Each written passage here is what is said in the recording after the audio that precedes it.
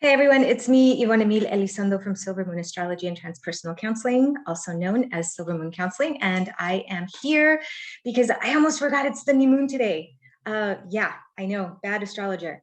I have had so much going on this month, opening Silver Moon Counseling, the office here in Round Rock, and collaborating with Raven Azul, my friend Julie. And so the office is split into counseling office and meditation and Reiki. And so there was a lot going on. So we're coming up to the end of the first month, and I'm really tired and exhausted, but I'm really happy and enthusiastic about the future. So yeah, anyhow, so the new moon is today, and I do have to add that I am wearing this massive plaster looking sunscreen. I had a dermatology treatment done, which I think everybody should do every once in a while just to keep your skin refreshed. And boy, they just blathered on this massive sunscreen. So I feel like my face is plaster. I hope it doesn't crack, but anyways, let's get to the new moon. Yes, so the new moon actually happened a little bit earlier today. Again, I hope my computer's not freezing too bad, but again, these are impromptu videos. I don't have a professional equipment. I'm not a professional videographer. This comes out the way it comes out, and it is what it is. Okay, so I'm gonna share the chart with you today. The new moon was exact at 6:31 a.m. today, which is the 30th, Memorial Day, and this is Central Standard Time. Okay, so let me just show you what this means, right? The energy of the new moons and the full moons are a whole 24 to 48 hours, before and after the moon. So we're still good on time. Anyhow, here's the new moon. Okay, the new moon, it is a Gemini moon. Now, what else do we know about Gemini? Gemini is ruled by Mercury. Mercury was in Gemini, and now Mercury has retrograded into Taurus. So that's a bit of a change right there. But I really like this moon. I don't know if I already said that. I really like this moon. I think I've had so many moons, full moons, eclipses that are like intense, powerful. Oh my gosh, this one feels really good. Okay, so there's the new moon again. There are a couple of things that I would like to highlight. As far as the energy of this new moon, we have Saturn in Aquarius. Saturn still sitting in Aquarius. It is squaring Mercury retrograde. So that kind of gives it a little bit of a, we're going to talk about that. But the more important part is this. I love, well, not this part necessarily, but Jupiter and Mars in Aries. That's not the part I'm crazy about, okay? But they're not in bad aspect to anything else, so it's not really too bad. And what I really do love is this Neptune in Pisces that is absolutely sextiling beautifully with Mercury retrograde, even though Mercury is retrograde.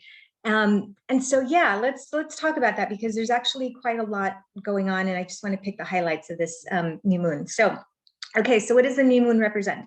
Well, it is a time of setting new intentions. It's new beginnings, right? The full moon is about releasing and culminating, because there's a release, right? But the new moon is really exciting. I was born on a new moon, like literally like 29 minutes right before the exact new moon. So yeah, I'm a new moon baby. Anyhow, back to this.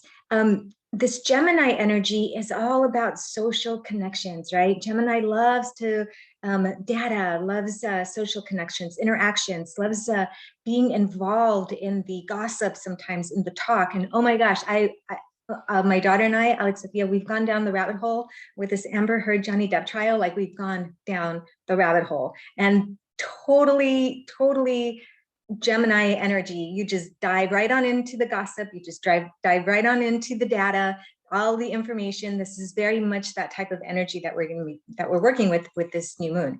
So Gemini is the twin, right? They tend to be a little bit more moody because there's that dualistic component to it. Unlike Libra, where there's a constant need to balance, Gemini energy is very flip-floppy, one or the other. And if you have any Geminis in your life, which I have a whole bunch, and I love you all. Happy birthday, sis. My sister Liz, my sister Dora, she had her birthday. Yep. And my brother-in-law also had his birthday. And yeah, anyhow, and my mom's also Gemini, but she's coming up here next week. Oh shoot, I think I need to buy her a gift. Anyhow, so this Gemini energy can be, it is very dualistic to some extent, right? But because we get that dualistic component, it's never static energy. It's a mutable air. So it's constant changing. And so that's why a lot of the Gemini energy presents itself as a moody type of energy, okay? But it's more mutable, it's flexible, it's easily, it gets easily acclimated to its environment. And so that's the kind of energy that I feel for this new moon. It is in Gemini. The more difficult part of Gemini, though, is that sometimes they can get too much into the details or the data that they kind of forget what the real facts are, okay? And so you want to be cautious about that during this new moon. You want to set some intentions, okay? Maybe you want to focus your intentions on, information that you don't have, okay? Maybe you're looking for a job and you need some insight about, how to open the road to looking for a new job. Or maybe you have information that you're really not quite sure, what to do with, or you're looking to develop or begin those social connections with people. Networking right now is a really great time to do that. The other part of this that I mentioned is that we have that Mercury retrograde in Taurus, okay, Mercury retrograde in Taurus. Now that Mercury retrograde, when Mercury is in Taurus, we get a very different vibe than Mercury in Gemini, even retrograde, because Mercury in Gemini is very much about like talking, chatting, okay, very, very wordy, okay? And Mercury in Taurus is almost the opposite of that. It is very like precise and slow. You see the difference? Okay. So this Mercury retrograde just went from this really chatty energy, very, excitable, nervous kind of energy to this very grounded, more precise, slow kind of vibe. And with Saturn squaring this Mercury retrograde, and Saturn's in Aquarius, okay, that's an air, fixed air and fixed earth, this gives me the vibe that you really have to be very mindful that things may not move on as quickly as you want them to. Okay, there may be some delays that you experience, whether it's delays in you expressing your own ideas, okay, or delays actually happening in your external environment. So that's the vibe that I get with this. So if I was, going to tap into this new moon energy, I would want some insight about how I can move forward when there's maybe unexpected delays, or maybe I'm already experiencing delays and I need to figure out how to move forward with this, right? Okay. The other part of this is that Jupiter and Mars are both conjunct in Gemini. Scratch that. Strike, Your Honor. Strike from the record. Strike. Not in Gemini. They are in conjunct in Aries.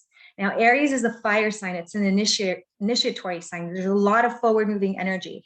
Whenever we have planets in Aries, those tend to be the ones that are more like open mouth, insert foot kind of types, because they're just going to blurt out whatever comes out of the mouth whenever it comes out. The way the thought process works is let's just go do it. And sometimes that energy forgets to kind of pause and take account of what it's actually doing. So with Jupiter and Aries, that only exacerbates that fiery, Aries energy. It makes it bigger. When you add Mars into the mix, Mars rules Aries, right? So Mars is that aggression, motivation, action, okay? So when you put this Jupiter and Mars in Aries, it's like driving from 0 to 100 in less than a millisecond. Okay, so there's a lot of forward moving action. It's sudden, and sometimes that forward moving action can be difficult to stop. So you may experience a little bit more assertiveness, maybe aggression, okay? But this is really a good time because this Jupiter and Mars conjunction in Aries is sextiling this new moon. So that makes me feel more like, hey, if you really wanted to set the intentions for moving forward, okay, maybe it's a project, again, maybe it's a job, maybe it's a relationship, maybe it's just something that you want to make a change, okay, a new beginning, this would be the perfect time to do it. You just have to be very, very mindful that you set the parameters of your intentions very carefully, because if not, that Jupiter and that Mars in Aries will take off on you, and then you're like chasing the horse and the horse is gone, and good luck with that. So that's the vibe. Now, the other part of this that's really pretty, that I'm really wanting to tap into here, is this Neptune and Pisces, right? Neptune is very comfortable in Pisces. Pisces is mutable water energy. It's emotion, it's compassion, it's charisma to some extent. It's artistic, it's psychic. And when Neptune is in there, Neptune can either create a sense of spirituality, a sense of idealism, artisticness. On a lesser degree, it can create fogginess and confusion and delusion, but that's not what I'm feeling for this new moon. This Neptune is sextiling as well, Mercury retrograde. Now, Mercury retrograde doesn't always function correctly, but because it's a sextile, they're kind of getting along much better than if they weren't getting along. And so I have the feeling that if we tap into this energy, we can use that retrograde energy to internalize and really go in deep within ourselves, artistically, maybe, spiritually as well. Just really taking a look at where we've created some illusion or delusion for ourselves internally, doing a lot of self-reflection. That's the energy that I'm feeling for this Neptune sextiling Mercury retrograde. So you could set the intentions this new moon, okay, to do a lot of self-reflection and maybe get some creativity and some spark going in certain parts of your life. So, whoo, that was a lot. I know I hadn't done an update video in, I think since the eclipse. So yeah, that was a whole bunch. If you listen to the end, thank you so much. I hope that this is insightful to some degree. This is, I love astrology. It's just fun, right? Like nothing ever stays the same in astrology. It's always constantly changing, which is the really cool part about astrology for me. Anyways, if you want to learn more about your astrology, or if you are just wanting to meet with a therapist, I'm a licensed professional counselor. I offer virtual sessions, and our office is in Round Rock, so please come and visit Silver Moon Counseling or Raven Azul for some Reiki and maybe some meditation. We have a really cool space, and yeah, we're excited. You can find more about us. You can find more about me on, what's my website? Yes, silvermooncounseling.org. That's silvermooncounseling.org. And you can find more information about my colleague Julie at Raven Azul at ravenazul.com. So there we go. All right, everyone, set your intentions, be very mindful of those intentions. Take a look at maybe, you know, tapping into that energy, that Gemini vibe, okay? And yeah, we will see you next. I think my computer froze there. I hope you heard that. Well, if you didn't, it was telepathic anyways. All right, see you later. Blessed be.